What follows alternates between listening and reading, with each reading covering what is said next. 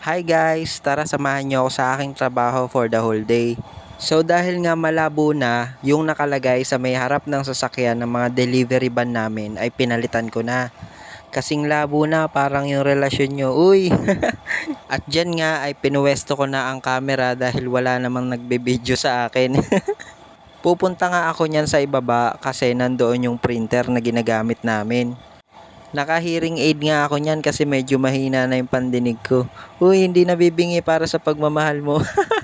So nang matapos ko na ngang ma-print ay agad-agad din akong umakyat para naman kuhanin na yung mga dadalhin ko. Pupunta kasi ako doon sa 15th Avenue na main branch para naman doon ko iiwanan yung mga pinrint ko at doon na lang din nila kukuhanin. Sana all na lang talaga pag iniiwanan binabalikan din. So bilang mabuti nga tayong mamamayan ay aantayin natin na mag-green yung signal light, traffic light, human light. In the blue corner weighing 58,000 pounds. Grabe naman yun. So nang makarating ako, nandito nga ako sa 12th Avenue kasi dito nga ako tutulong dahil naka-video. Uy, tutulong kahit hindi naka-video dapat. Nakakatuwa nga lang talaga na may katrabaho tayo na gutumin din. Kaya naman, ayan, magpapamerienda si Emer. Kaya naman, niready ko na ang Mio 25XR. Uy, may ganun ba? At dali-dali ko na ngang pinadyak para na makapunta na nga ako doon sa bibilhan ko ng merienda.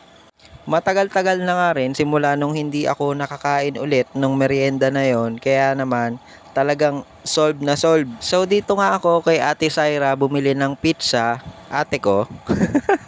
At ang gustong gusto ko nga sa mga pizza ay yung maraming hot sauce. Pero ang pinagtataka ko, bakit siya tinawag na hot sauce samantalang hindi naman siya mainit.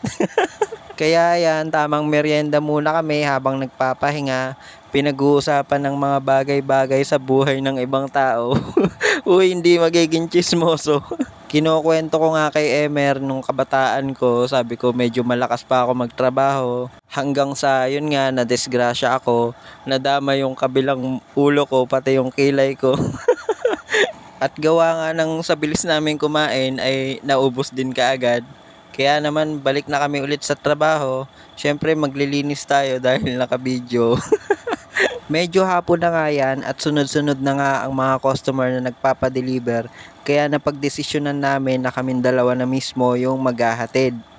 Kadalasan nga dito sa mga bahay-bahay sa 12th Avenue ay puro third floor, ganyan. Tapos pag pinuntahan mo, wala naman pala sila, akit ka pa ng hagdanan.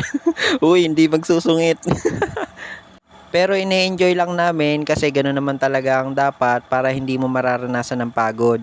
Hi guys! Actually, wala naman talagang trabaho na hindi nakakapagod, pero basta tulong-tulong lahat ay madali ka agad matatapos ang trabaho at hindi ganong mahihirapan. As long as alam mo kung ano yung priority mo at yung goal mo, syempre magkakaroon ka ng motivation para mas lalong magsipag.